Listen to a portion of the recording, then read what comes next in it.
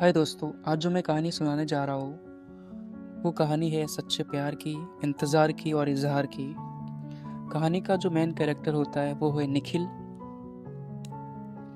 निखिल एक कस्बे में रहता है और उसी के पास उसकी एक बहुत अच्छी दोस्त रहती है जिसका नाम होता है सलोनी। सलोनी और निखिल बचपन से साथ पढ़े होते हैं और वो उनके फैमिली में ही होती है। वो काफ़ी अच्छे भाई बहन भी होते हैं और दोस्त भी होते हैं और बचपन से साथ पढ़े होते हैं, क्लासमेट भी होते हैं। उनकी बॉन्डिंग काफ़ी अच्छी होती है। और सलोनी का भी एक बड़ा भाई है जिसका नाम है मोहित। मोहित कॉलेज में पढ़ रहा होता है। और कहानी का जो सेकंड मेन किरदार है वो है गरिमा। गरिमा सलोनी के मामा की लड़की होती है। वो अक्सर छुट्टियों में सलोनी के घर आती है और छुट्टियां ख़त्म होने पर वो अपने घर वापस चली जाती है। तो इसी में एक बार की बात है कि गरिमा की जब 12th हो चुकी थी वो अपने सलोनी के घर आई थी और वहाँ निखिल, सलोनी, गरिमा, ये सब, मोहित बचपन से तो अक्सर दोस्त थे ही, लेकिन वो गरिमा 2 साल बाद आई थी। फिर से उनकी पहचान हुई और सब काफ़ी अच्छे दोस्त बन गए। बचपन की यादें सब लोग ताज़ा करने लगे।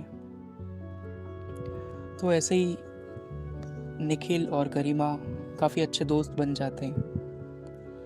और सलोनी तो वैसे ही दोस्त थी ही पहले से। फिर सब लोग क्या करते हैं, अक्सर छुट्टियों में ज़्यादातर तो घर पे रहते ही नहीं, कहीं ना कहीं घूमने ही जाते। कभी किसी गार्डन, कोई ना कोई एडवेंचर, किसी नई नई जगह घूमना, अलग अलग जगह जाते ही रहते हैं और साथ खेलते, घूमते, खाते, पूरी छुट्टियों का एंजॉय लेते सभी। तो इसी का एक किस्सा है कि एक बार क्या होता है, छुट्टियों में सभी प्लान बनाते कि आज उस सामने वाली पहाड़ी पर जाते हैं। तो दूर सामने एक पहाड़ी होती है, वो सभी प्लान बना लेते हैं कि उस पहाड़ी पर लास्ट तक चलना है। तो सलोनी, गरिमा, निखिल, मोहित, ये सभी वहाँ जाते हैं और वहाँ बीच में एक नदी होती है। हालांकि गर्मी से नदी का बहाव तो बहुत कम ही होता है, पानी कम होता है, लेकिन सब लोग धीरे धीरे नदी को पार कर लेते चलकर और सामने वाली पहाड़ी पर चढ़ते। सलोनी और मोहित तो स्काउट में अक्सर जाते रहते हैं। वो काफ़ी ब्रेव भी होते हैं, वो हर टास्क को पूरा करते हैं। तो उन्होंने, अब उनको सामने पहाड़ी दिखी तो वो दौड़ कर बस चलने ही लग गए और बहुत जल्दी से स्पीड में चढ़ गए। लेकिन गरिमा तो फिर पीछे रह गई, लेकिन निखिल भी उसके साथ था।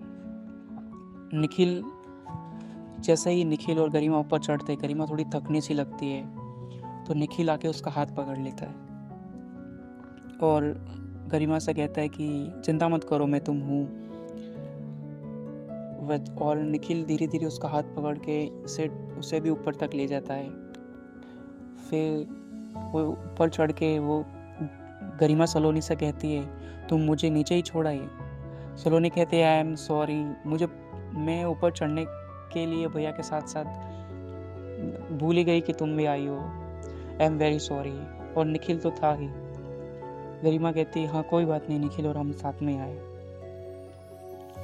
और वो पहाड़ी पर ऐसे चढ़ जाते हैं और फिर वो शाम को अपने अपने घर चले जाते हैं और बस वो किस्सा ऐसे ख़त्म होता है। तो ऐसे ही काफ़ी किस्से होते हैं जब सबने साथ वक्त बिताया होता है। और अब गरिमा के फिर से घर जाने का वक्त आ जाता है। गरिमा की छुट्टियां खत्म हो जाती है अब और उसे घर जाना ही होता है, लेकिन उससे सब उदास हो जाते हैं सब। और निखिल भी काफ़ी उदास हो जाता है क्योंकि वो काफ़ी अच्छे दोस्त बन चुके थे, हर जगह साथ जाते थे। तो निखिल कहता है कुछ दिन तो और रुक जाओ, लेकिन गरिमा कहती है अब तो जाना ही पड़ेगा, घर वालों ने भी बुला लिया है और अब आगे पढ़ाई भी तो करनी है। ऐसा करके वो जाने लगती है और काफ़ी दिनों तक कुछ अच्छा ही नहीं लगता है। और निखिल फिर सलोनी के पास आके अक्सर पूछता है कि अब वापस गरिमा कब आएगी, वापस गरिमा कब आएगी। लेकिन सलोनी कहती है कि वो अभी तो गई है और अभी वो वापस कैसे आएगी। फिर निखिल काफ़ी उसे गरिमा को याद करता है और उसके मन में एक बसेरा बन जाता है गरिमा का। गरिमा की हर यादें बचपन से लगा के अभी तक की उसके दिमाग में आ जाती है काफ़ी।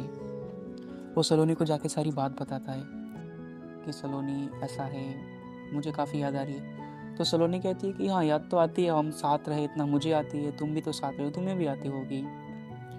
आएगी वो अगले साल छुट्टियों में, क्या करे, कोई बात नहीं। सलोनी निखिल को अच्छी दोस्त होती है, वो उसे समझती है हर बात उसकी। और ऐसा करते करते 2-3 महीने गुजर जाते हैं, और 2-3 महीने बाद भी वो सलोनी से कह जाके अपनी बात बताता है कि सलोनी, मैं गरिमा को बिल्कुल भूल ही नहीं पा रहा, मुझे वो ही याद आ रही है, दिन रात वो ही मुझे दिखाई दे रही है, अब मैं क्या करूँ। मुझे उसके लिए बहुत फीलिंग्स आ गई है और काफ़ी उसकी याद भी आ रही है, तो अब मैं क्या करूँ। और दोस्तों, ये टाइम तब का है जब सबके पास मोबाइल नहीं होते थे, ना मोबाइल ना फ़ोटो, एंड्रॉयड मोबाइल ही नहीं थे, सिर्फ कीपैड फ़ोन होते थे, वो भी घर में मम्मी या पापा के पास में।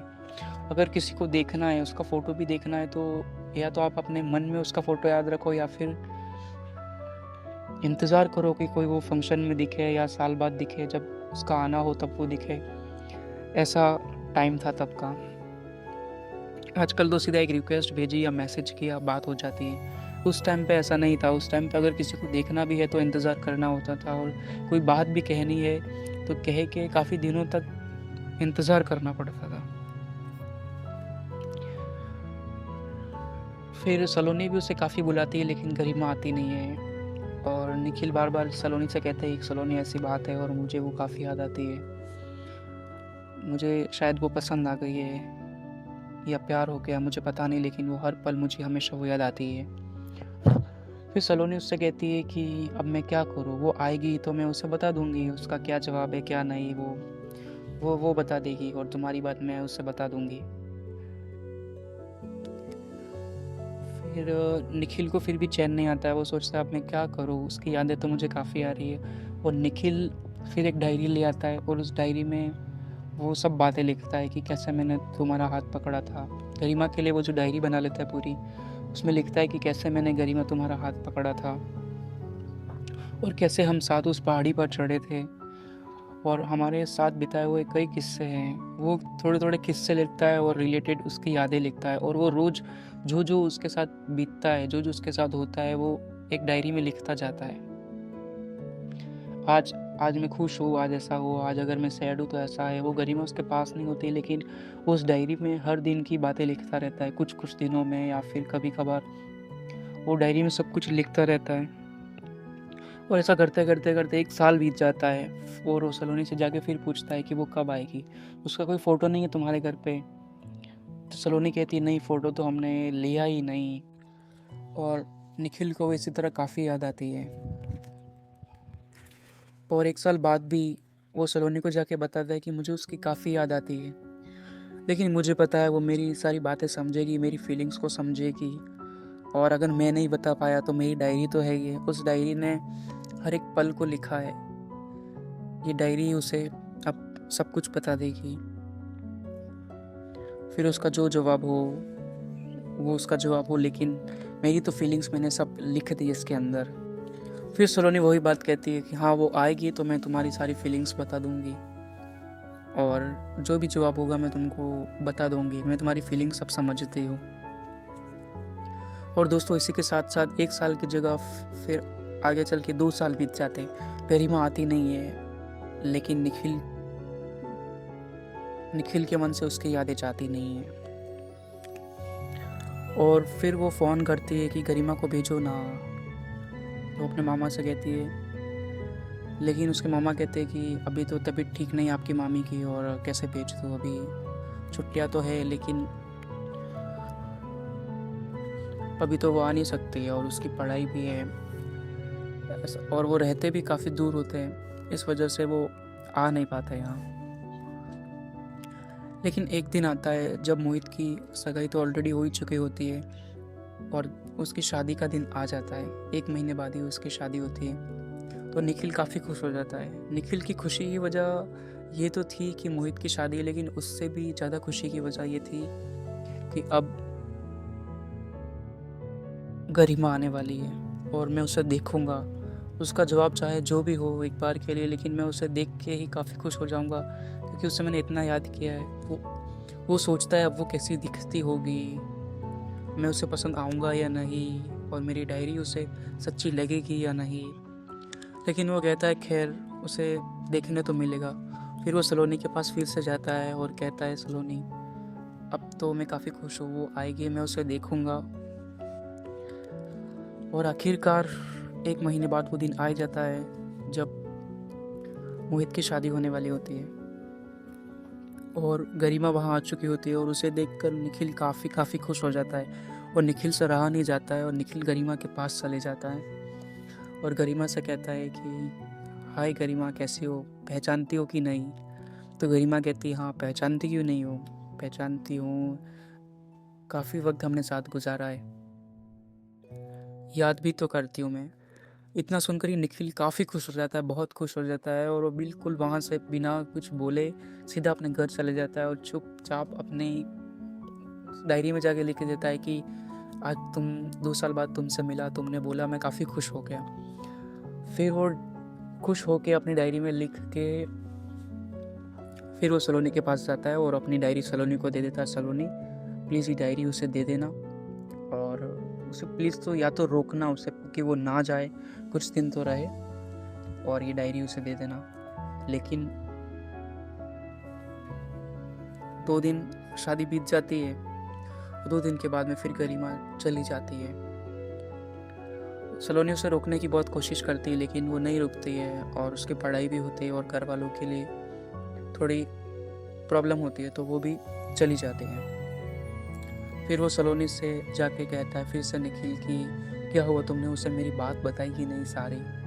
सलोनी कहती कहाँ वक्त मिला सब बातें बताने का, लेकिन मैंने गरिमा से कहा है कि तुम्हारे लिए कुछ इम्पोर्टेंट है, तुम आराम से सोच समझ के डायरी ले जाओ और इस डायरी को बस तुम पढ़ना सिर्फ। ऐसा कह के मैंने डायरी तो उसे दे दी है।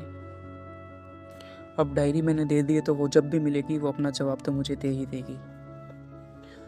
और उसके बाद भी दोस्तों 1 साल गुजर जाता है, तब तक गरिमा नहीं आती है।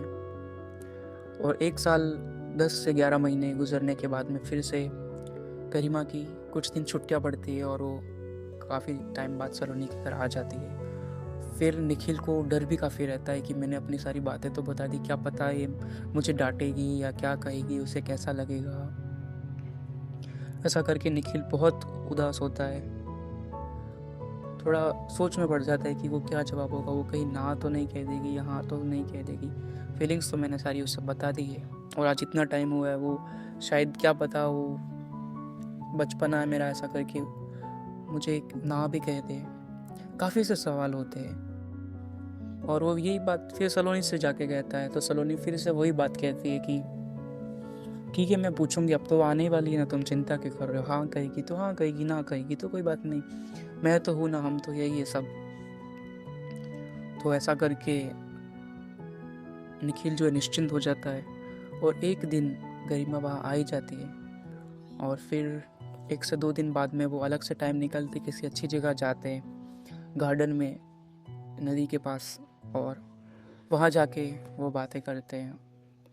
और सलोनी गरिमा से कहती है जितना मैं नहीं करती उससे ज़्यादा इंतज़ार तो ये तुम्हारा करता है, पहले तुम इससे बात कर लो फिर हम आराम से मिलेंगे।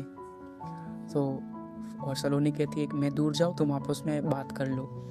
तो गरिमा कहती है नहीं ऐसी कोई बात नहीं, तुम भी बैठो ना, तुम भी तो, तुम मेरी खास बहन हो, मैं तुमसे छुपा कर थोड़ी कोई भी डिसीजन लूँगी। तो फिर गरिमा आखिरकार वो दिन आ गया होता है और उस दिन उस गार्डन में निखिल बहुत डरा हुआ होता है। निखिल तो आने के लिए भी मना करता है लेकिन सलोनी उससे बहुत जिद करके लाती है। निखिल काफ़ी डरा हुआ होता है क्योंकि दोस्तों अक्सर ऐसे होता ही है, हमने किसी को प्रपोज कर तो लिया और फिर हम उसके सामने जाते हैं और ये काफ़ी प्यार की जो डर भरी फीलिंग होती है वो आती है। फिर सलोनी कहती है हाँ गरिमा अब तुम अपनी बात बताओ, आखिर क्या जवाब है तुम्हारा? तो गरिमा कहती है मैं जवाब तो क्या दूँ, मगर मैंने इतना कभी सोचा ही नहीं था प्यार के बारे में कि प्यार ऐसा भी होता है। मैंने तो सोचा ठीक है घर वाले जहाँ भी शादी कराएंगे कर लेंगे, जो मेरे किस्मत में होगा मैं वहाँ कर लूँगी, लेकिन मैंने सोचा नहीं था कि प्यार ऐसा भी होता है और मुझे भी इतना सच्चा प्यार है वो मिलेगा, कोई मेरे लिए भी इतनी यादों में जीता होगा। मैंने 1 साल तक काफ़ी दिनों तक तुम्हारी डायरी पढ़ी, कुछ दिनों में जो तुमने 2 साल में जो भी लिखा है वो सब कुछ मैंने पढ़ा और काफ़ी मैंने उसको फील किया है तुम्हारी पूरी डायरी को। इन तुम्हारे 2 सालों का सफ़र मैंने पूरे 1 साल तक पढ़ा है, और मेरे मन में भी काफ़ी तुम्हारी छवि बहुत अच्छी हो गई है कि कोई मुझे याद करे और इतना याद करे। ये काफ़ी मुझे बहुत अच्छी लगी ये बात, और तुम्हारी जो फीलिंग्स है उसको मेरी काफ़ी रिस्पेक्ट है। और अब कहीं ना कहीं तो रिश्ता करना ही, और जब तुम इतना प्यार करते ही हो तो फिर तुम्हारे साथ क्यों नहीं। अगर तुम बिना मेरे साथ रहे भी मेरी यादों में इतना जी सकते हो, और अगर तुम 2 साल जियो तो तुम इस साल भी तुमने, आज भी मैं 1 साल बाद मिली हो तो आज तक भी तो इतना ही तुम मुझे, तुम्हारे दिल में ही होंगी मैं। ऐसा ऐसा सलोनी, ऐसा ऐसा गरिमा कहती है। और अब मैं ना कहूँ तो ना भी कैसे कहूँ, तुम्हारी इतनी जो फीलिंग्स है, मैं ज़रूर अपने घर वालों से बात करूँगी। और सलोनी के पास अगर मुझे रहने मिले तो काफ़ी मेरा अच्छा सौभाग्य होगा। तो ऐसा कह के गरिमा अपनी बात बताती है, और वो भी थोड़े से उसकी आंखों में आंसू आ जाते हैं। और सलोनी और निखिल उससे पूछने लगते, क्या हुआ, तुम रो क्यों रही हो। तो फिर वो आंसू पोंछ लेती है, और फिर वो मुस्कुराने लगती है, और उसे निखिल की फीलिंग्स काफ़ी अच्छी लगती है, और वो खुश हो जाती है। तो दोस्तों, इसी के साथ हमारी कहानी ख़त्म होती है, और आगे चल के गरिमा की सगाई निखिल के साथ में हो जाती है, और बहुत जल्द उनकी शादी भी होने वाली होती है। ओके फ्रेंड्स, मिलते हैं अगली कहानी में।